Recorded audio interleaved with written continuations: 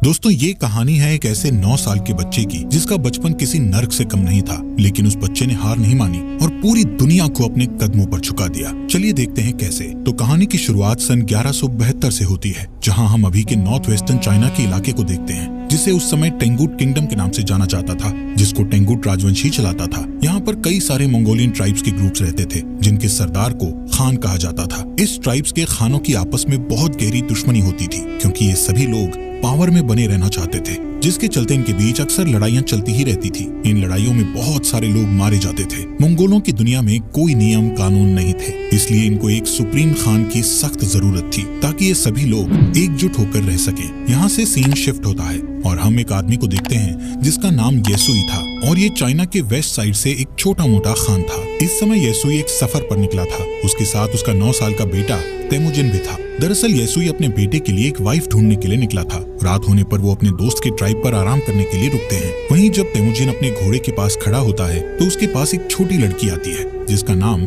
बोटे था। वो उससे उसका नाम पूछती है और कहती है कि तुम यहाँ क्यों आए हो, जिस पर तेमुजिन उसे अपना नाम बताकर कहता है कि वो अपने फादर के साथ उसके लिए एक वाइफ ढूंढने के लिए आया है। तभी बोटे उससे कहती है कि तुम्हें मुझसे ही शादी करनी चाहिए। इतना कहते हुए वो वहाँ से चली जाती है। रात में जब तेमुजिन अपने फादर के पास बैठा होता है तो उसके फादर उसे कहते हैं कि मुझे तुम्हारे लिए एक ऐसी वाइफ चाहिए जो सबसे ताकतवर समुदाय से हो। तभी तेमुजिन अपने फादर से कहता है कि मैं खुद ही अपने लिए लड़की चूज करूंगा। तेमुजिन के जिद के बाद उसके फादर उसे अपने दोस्त की ट्राइब से किसी एक लड़की को चुनने की इजाजत दे देते हैं। अब सुबह होते ही तेमुजिन के फादर उस ट्राइब की सभी लड़कियों को लाइन में खड़ा करके उनके पैरों को गौर से देखते हैं, क्योंकि उनका मानना था कि एक स्ट्रॉन्ग लेग्स वाली लड़की ही अपने पति को खुश रख पाती है। इसके बाद तेमुजिन एक एक लड़की को देखता जाता है और लास्ट में वो बोटे को अपनी पत्नी चुनता है और उन दोनों की शादी हो जाती है। लेकिन शादी होने के बाद भी वो दोनों आने वाले 5 साल तक एक साथ नहीं रह सकते थे, क्योंकि ये उनकी ट्राइब्स का नियम था। अब तेमुजिन और उसके फादर का यहाँ से जाने का समय हो जाता है, लेकिन जाने से पहले तेमुजिन बोटे को एक नेकलेस गिफ्ट करता हुआ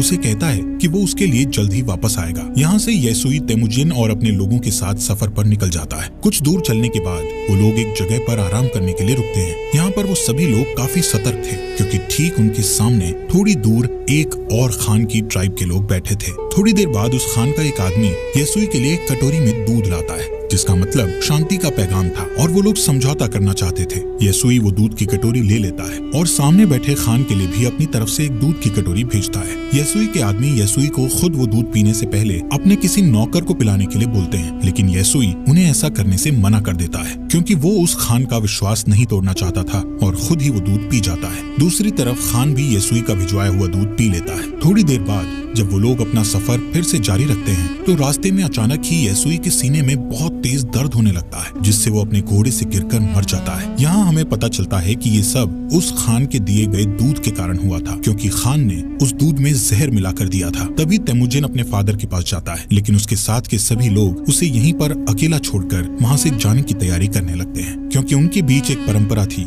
जिसमें उनका मानना था कि उन्हें किसी मजबूत इंसान को ही फॉलो करना चाहिए। अब जबकि येसुई जो उनका राजा था उसकी डेथ हो चुकी थी, इसलिए येसुई के लोग अपने लिए एक नए राजा की तलाश में निकल रहे थे। जिसके बाद तेमुजिन अपनी माँ के साथ अपने पिता येसुई का अंतिम संस्कार करता है। येसुई के पास जो बहुत सारी भेड़ें और बकरियां थी, अब वो सब येसुई के सबसे खास सैनिक, जिसका नाम टारगुटाई था, उसने रख ली थी। ये देखते हुए तेमुजिन की माँ उसे बद्दुआ देते हुए कहती है कि मेरा बेटा एक दिन तुम्हें ढूंढकर जरूर मारेगा। टारगुटाई ये सुनकर सोच में पड़ जाता है कि कहीं आगे चलकर ये बच्चा उसे सच में ना मार दे, इसलिए वो उसे उसी वक्त मारने के लिए आगे बढ़ता है। लेकिन मंगोलों में एक रिवाज था जिसके हिसाब से किसी को मारने से पहले वो उसकी हाइट को उनके रथ के पहिए से नापते थे, और वो कभी भी बच्चों को नहीं मारते थे। जब टारगुटाई तेमुजिन की हाइट को उनके रथ के पहिए से नापता है तो उसकी हाइट कम निकलती है, और तेमुजिन अभी बच्चा था इसलिए वो बच जाता है। लेकिन टारगुटाई उसकी माँ को बोलता है कि वो अगले साल तेमुजिन को मारने जरूर आएगा,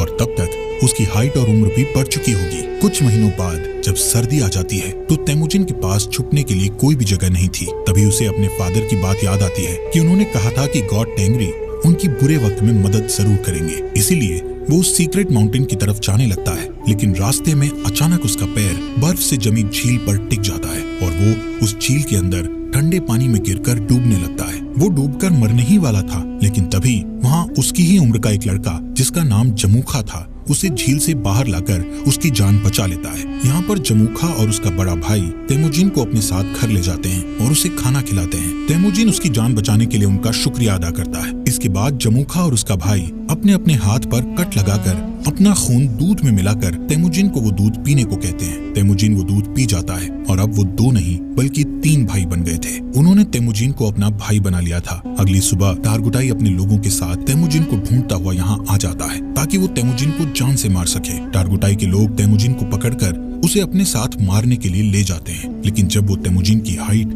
रथ के पहिए से नापते हैं तो अभी भी उसकी हाइट उतनी ही थी जितनी की पहले थी, जिस वजह से वो लोग तेमुजिन को तब तक के लिए कैदी बनाकर रख लेते हैं जब तक कि उसकी हाइट नहीं बढ़ जाती। इनके ट्राइब में एक बूढ़ा आदमी था जो कि कैद में तेमुजिन को रोज खाना खिलाता था और उसके जख्मों पर मलहम पट्टी भी करता था। कुछ दिनों बाद टारगुटाई फिर से तेमुजिन की हाइट नापता है, लेकिन अभी भी उसकी हाइट उतनी ही थी। इसी टाइम पर यहाँ बारिश होने लगती है और सभी लोग भागकर अपने अपने तंबू में चले जाते हैं। इसी बात का फायदा उठाते हुए वो बूढ़ा आदमी तेमुजिन को वहाँ से छुड़ाकर भगा देता है। तेमुजिन भागता भागता बहुत दूर चला जाता है। उसके गले में एक भारी लकड़ी का फंदा भी बंधा हुआ था, लेकिन कैसे भी करके वो उस पहाड़ पर जाता है जहाँ पर उसके फादर ने बताया था। वहाँ वो गॉड टेंगरी से विश मांगता है कि अचानक तेमुजिन को वहाँ एक सफेद भेड़िया दिखता है, जिसके तुरंत बाद उसके गले में बंधा हुआ लकड़ी का फंदा भी अपने आप ही खुलकर नीचे गिर जाता है। यहाँ से सीन कट होता है और हम सन 1186 में तेमुजिन को देखते हैं, जो कि अब एक नौजवान लड़का बन चुका था। लेकिन तेमुजिन अभी भी टारगुटाई के लोगों से बचकर भाग रहा था। कई सालों से टारगुटाई के लोग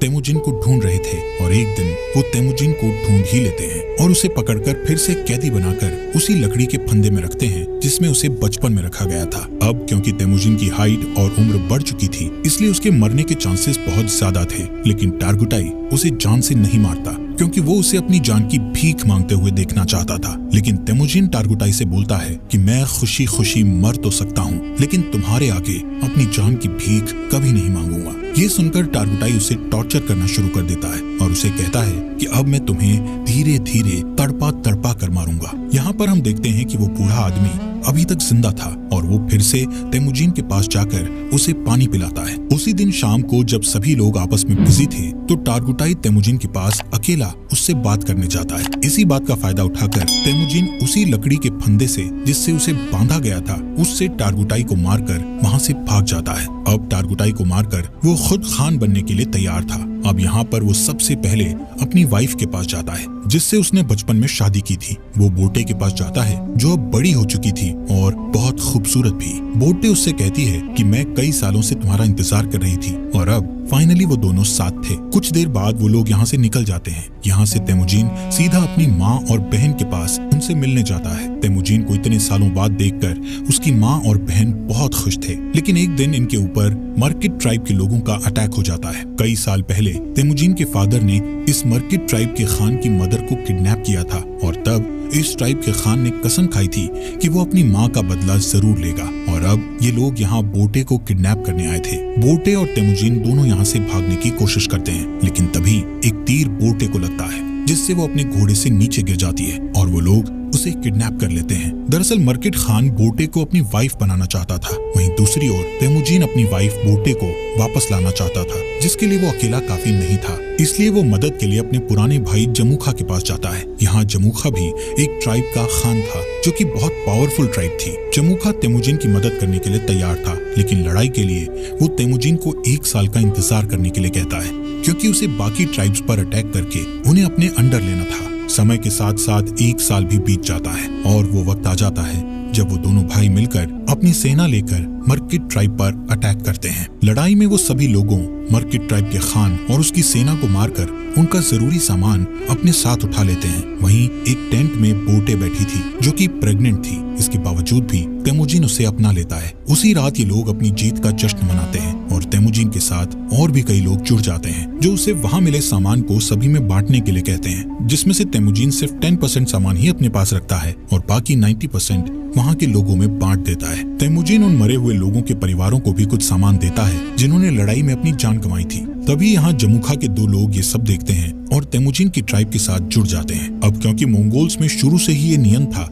कि वो अपने खान को खुद ही चुन सकते थे, जिसमें जमुखा चाहकर भी कुछ नहीं कर सकता था। लेकिन ये देखकर कि उसकी ट्राइब के 2 लोग तेमुजिन की ट्राइब में चले गए हैं, उसके मन में तेमुजिन के खिलाफ दुश्मनी बढ़ जाती है। नेक्स्ट सीन में तेमुजिन के आदमी जमुखा के आदमियों को उनके घोड़े चुराते हुए देख लेते हैं। तभी जमुखा के आदमी बचकर वहां से भागने लगते हैं, जिसके बाद तेमुजिन के आदमी गुस्से में गलती से उन्हें जान से मार डालते हैं। लेकिन जब वो लोग जमुखा के उन लोगों को देखते हैं तो उन्हें पता चलता है कि उनमें से एक आदमी जमुखा का बड़ा भाई था। और अब जैसे ही जमुखा को इसके बारे में पता चलता है तो वो तेमुजिन को जान से मारने की ठान लेता है, क्योंकि उसे अपने भाई की जान का बदला लेना था, जिसके लिए जमुखा आसपास के और ट्राइब्स के खानों से हाथ मिला लेता है और अपनी एक बड़ी ट्राइब बनाकर तेमुजिन की ट्राइब पर अटैक कर देता है। तेमुजिन जानता था कि वो लोग ये जंग नहीं जीत सकते, क्योंकि उसके पास इतने सैनिक नहीं थे जितने जमुखा के पास थे। इसलिए वो अपनी ट्राइब की औरतों और बच्चों को वहां से जाने के लिए कहता है और बाकी लोगों को लड़ने के लिए बोलता है। इस लड़ाई के बीच तेमुजिन अपने सैनिकों के साथ हार जाता है और जमुखा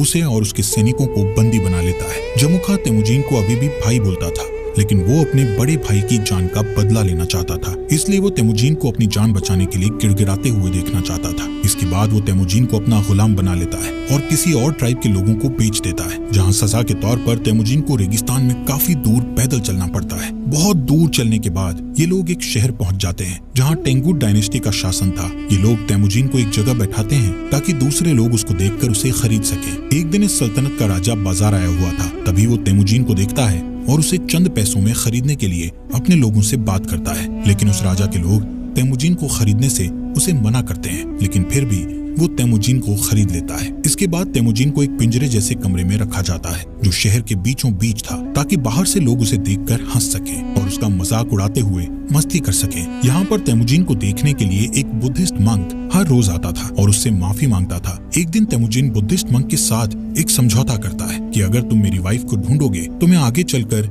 इस गांव को कभी नुकसान नहीं पहुंचाऊंगा। जिसके बाद वो बुद्धिस्ट मंक बोटे को ढूंढने के लिए रेगिस्तान में निकल जाता है, लेकिन बुद्धिस्ट मंक एक बूढ़ा इंसान था, इसलिए वो गर्मी के मारे बेहोश होकर वहीं मर जाता है। वहीं खुशकिस्मती से बोटे को उस मरे हुए बुद्धिस्ट मंक के पास वही नेकलेस मिलता है जो उसे तेमुजिन ने दिया था, जिससे उसे पता चल जाता है कि तेमुजिन अभी भी जिंदा है। इसके बाद बोटे अपने पति को ढूंढने के लिए शहर में निकल जाती है और यहाँ पर उसे तेमुजिन एक पिंजरे में बंधा हुआ मिलता है। उसी रात बोटे यहाँ के सिपाही को रिश्वत देकर तेमुजिन को यहाँ से भगा लेती है और तेमुजिन देखता है कि उसका बेटा बड़ा हो चुका है और बोटे की एक बेटी और भी है। बोटे तेमुजिन को घर ले आती है। यहाँ अब पूरा परिवार हंसी खुशी रहने लगता है। एक दिन बोटे तेमुजिन से कहती है कि सभी मंगोल्स एक जैसे ही होते हैं, सभी चोरी करते हैं और एक दूसरे को मारते हैं। मंगोल्स के लिए ये चीज एक आम बात है, लेकिन बोटे की इस बात का तेमुजिन पर बहुत गहरा प्रभाव पड़ता है और वो अपनी फैमिली को छोड़कर वहाँ से निकल जाता है। वो डिसाइड करता है कि अब वो सभी ट्राइब्स को मिलाकर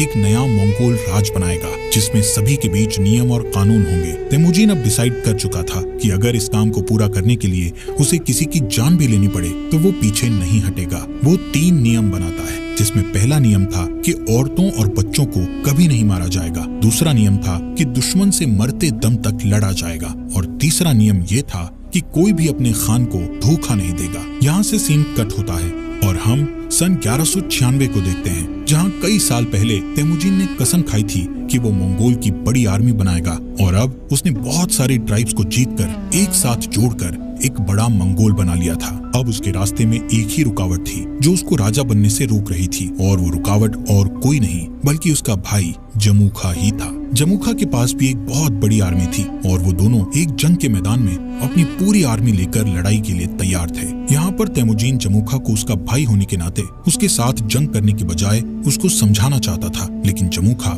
जल्दबाजी में बिना कुछ सोचे समझे अपने बहुत सारे सैनिकों को लड़ाई के लिए भेज देता है, जिसके नतीजे में उसके सभी सैनिक मारे जाते हैं। कई घंटों तक लड़ने के बाद तेमुजिन आखिरकार उससे जीत जाता है और जमुखा के साथ उसके कई सारे आदमियों को जिंदा कैद कर लेता है। तेमुजिन जमुखा के बचे हुए सिपाहियों को मारने की बजाय उन्हें अपनी आर्मी में शामिल कर लेता है। यहाँ पर तेमुजिन जमुखा की ट्राइब में उसी बूढ़े आदमी को देखता है जिसने तेमुजिन की मदद की थी। तेमुजीन उस बूढ़े आदमी को अपनी ट्राइब का एडवाइजर बना देता है। रात को तेमुजीन जमुखा के पास आकर बैठता है और उसे कहता है कि भाई, ये जो अपना अपना राज बड़ा करने का लालच है, ये आज उन्हें जिंदगी के ऐसे मोड़ पर ले आया है कि उन्हें अब एक दूसरे की जान लेनी पड़ रही है। जमुखा तेमुजीन से कहता है कि अगर मैं तुम्हारी जगह पर होता तो मैं अपने दुश्मन के सभी सिपाहियों को मार गिराता। दोस्तों, इस बात से हमें ये पता चलता है कि तेमुजीन और जमुखा की सोच कितनी अलग थी। इस बातचीत के बाद तेमुजीन अपने भाई जमुखा को माफ कर देता है और उसे यहाँ से जाने के लिए कहता है। इसके बाद हम बोर्टे को देखते हैं जो तेमुजीन के पास आई हुई थी। तेमुजीन बोर्टे और अपने बच्चों को देखकर बहुत खुश होता है। यहाँ से सीन शिफ्ट होता है और हम सन 1206 में तेमुजीन को देखते हैं, जो इस समय सारे मंगोल्स का खान बन गया था, जिसका नाम गेंगिस खान पड़ गया था